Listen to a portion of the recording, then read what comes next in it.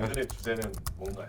제가 소개해드릴게요. 얼마 전에 그 부영그룹에서 그 출산장려금을 이제 1억 원씩 21년도 기준인가 이후에 출산한 그 아이 수마다 한 명씩 이제 1억 원씩 이제 장려금을 지급하시겠다고 대박이다. 부영에 계셨으면 3억 그리고- 받으실 부영에 취직할 걸 그랬어요. 저 3억 받을 뻔했는데. 그러니까 진짜 네. 대박이네. 네. 진짜. 그래서 이거 되게 좀 칭찬받아 마땅한 일인데 그 얼마 전에 조선일보 기사가 났어요. 이거 관련해서 부영에서 기부하시는 거잖아요, 어떻게 보면. 근데 이거에 대해서 따라오는 세금의 문제가 있어서 알아봤는데 사실 이게 출산장려금 직원이 받으면 근로소득으로 과세가 되잖아요. 직원분들은 1억 원 받는다고 하신다고 해서 1억 받는 건 아니고요. 통상 이렇게 받으시면 한 30% 후반대에서 40% 정도 떼실 거예요. 출산 장려금 1억만 있는 게 아니고 예. 기존에 받던 연봉이 그렇죠. 합쳐지면 엄청 높아지겠죠. 세율이 엄청 네. 높아질 수 있는. 거의 40% 구간 가실 거예요. 지방소득세까지 하시면. 그래서 1억 받으면은 나이브하게 6천만 원 받으시는 거거든요. 정부가 4천만 원 가져가시는 거고. 그래서 부영에서 조금 다른 수를 쓰신 게 이거를 직원들한테 주지 않으시고 직원의 자녀들한테 증여를 하는 방식으로 이제 처리를 할 거라고 하시더라고요. 네네. 어떻게 생각하세요? 증여가 될까요? 소득세법에서 근로 제공에 따라서 받는 뭐 급여 수당들, 뭐 유산 성질의 대가는 모두 근로소득으로 본다. 그렇죠. 법률적으로만 그냥 봤을 때는 근로소득이 좀 맞겠죠. 선의로 하신 행위시긴 하시지만 좀 억울한 면이 있겠다. 증여로 신고를 하시더라도 과세관청에서는 이거를 근로소득으로 처분할 가능성이 높아 보이지 않나라는 생각은 듭니다. 태어난 애한테 1억 준다는 거잖아요. 네. 지금 그러면. 이게 좋다. 그러면 이제 그 애는 10% 나오면 9천만 원 딱 그냥 통장에 들어가 있는 상태겠네요. 그렇죠. 그런데 그런 되게 좋은 일인데 그런 좋은 일을 했음에도 문제의 소지가 될 법한 부분들이 없나? 근로의 고용관계에 의거해서 받는 소득은 다 근로소득으로 잡히는 거냐? 아니면은 이거는 별도의 항목으로 좀 봐줄 거냐? 왜냐면 증여세는 소득세 부분은 아니니까. 맞아요. 그런 것들이 좀 서로 상충하는 것 같아요.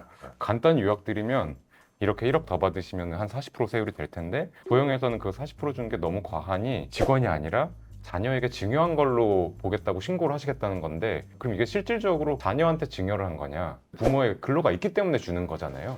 이것도 큰 범주에서 근로소득이기 때문에 증여세로 신고하게 되면은 과소하게 신고했다라는 결론으로 갈 수가 있어요. 그게 문제가 될 겁니다. 이 부영그룹에서는 선의로 한 부분인데 네. 선의 아기에 대해서 음. 재량권을 실시를 하시는데 맞죠. 아기 때는 사실은 철퇴를 이제 휘두르시지만 선의 때는 따뜻한 손길을 주셔야 된다라고 생각을 하는데 이렇게 착한 일 하시는데 정부가 갑자기 4천만 손을 왜 맞아요. 들어? 이게 또 나라님이 이게 너무하셨어. 또 그렇다고 법을 개정해서 피고용인에게 이런 식의 어떤 장려금을 준 거를 비과세로 해준다라고 만약에 개정이 됐다고 봐요. 음. 이용하는 사례들이 많을 것 그렇죠, 같아요. 그렇죠. 구체적으로 뭐 명시를 할 수도 없죠 법에.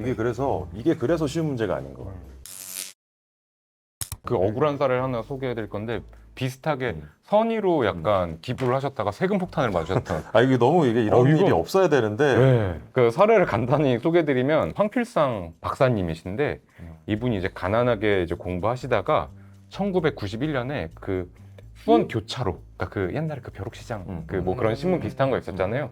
그걸 창업을 하셔가지고 이게 장사가 잘 됐고 나중에 이제 후학들을 양성하신다고 그 아주대학교에 그 자기 회사 주식 90%를 증여를 하시겠다고 했어요.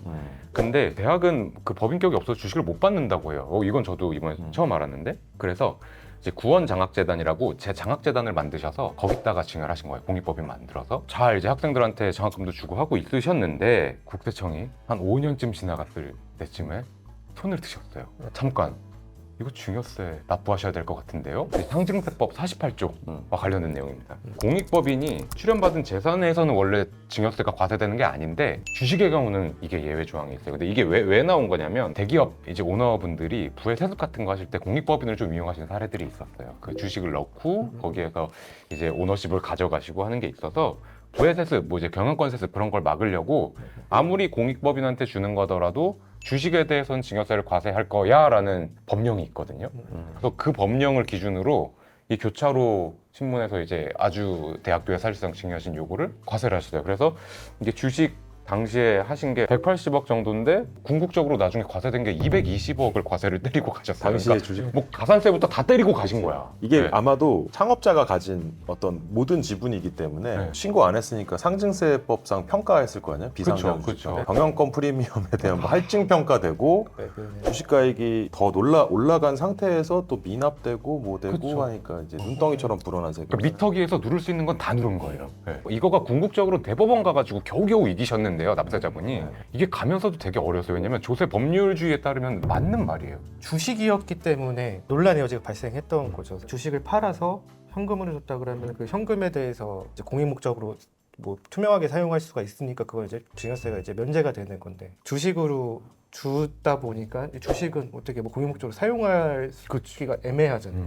저는 사실 이제 증여세에 대해서 좀 부정적인 좀 시각을 갖고 있기는 해요. 우리나라의 증여세 제도가 OECD 회원국 중에서 네. 거의 실질적으로 1위래요. 맞아요. 일본이랑 이게 좀 심하다. 네. 그러니까 왜냐하면 이 증여라는 건 심하지. 어쨌든 소득에 대한 세금을 다 내고 남은 걸 이제 증여를 하는 건데 주식이라 그러면 법인세를 다 냈을 거잖아요. 그렇죠. 그거에 대해서 증여세를 막 50% 60% 이렇게 때려버리면은 이거는 좀 불합리하다고 생각을 하고 불합리하죠. OECD 회원국에 비해서 우리나라가 한 7배 정도 된대요. 증여세 그 실질 부담률이. 황필상님 그 주식 증여는 어떻게 됐냐면 대법원에서 이게 되게 오래 걸렸어요. 음. 대법원이 되게 좀 어려운 판결 내려주신 거거든요. 당시에 이건 선의의 기부 행위다라고 하면서 이 선의의 기부 행위를 보호하기 위해서 이것까지는 우리가 과세하지 말자.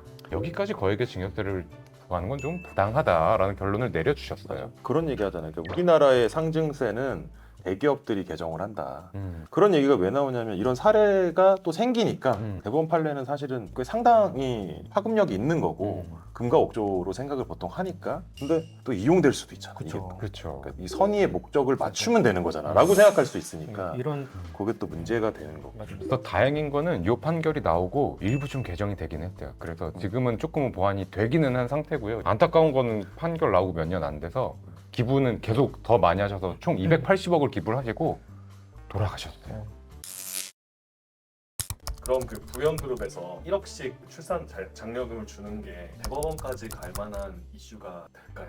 가면 갈 수는 있는데요. 요거는 사실 금액 자체가 그렇게 크지가 않아서 대법원까지 끌고 가진 않으실 것 같아요. 그런 거 가지고 통상적으로 대법원까지 가지는 않지만 좀 억울하기는 할 것 같아요. 이게 근로소득으로 과세가 되면 정말 선의로 기부하신 거잖아요. 그리고 지금 저출산이 되게 큰 사회 문제잖아요. 이거는 그래도 선의의 기부행위인데 좀 보호해줘야 하지 않을까라는 생각은 하고 있습니다. 이런 저희 저출산 시대에서는 조세특례제한법이라는 그 한시적인 제도를 운영할 수 있어요. 언제부터 언제까지에서는 출산장려금 얼마는 비과세 또는 면제해준다.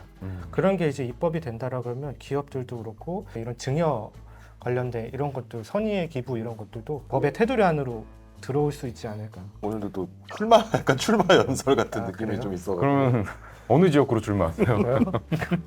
입법해야 된다 막 이런 얘기하고 그 형도 출마하시나. 그러니까 경쟁이 요거는 치열해. 조금 입법에서 근데 다뤄줘도 될 것 같기는 맞아요, 해요. 그렇죠. 사실. 예. 출산은 국가 과제잖아요. 네.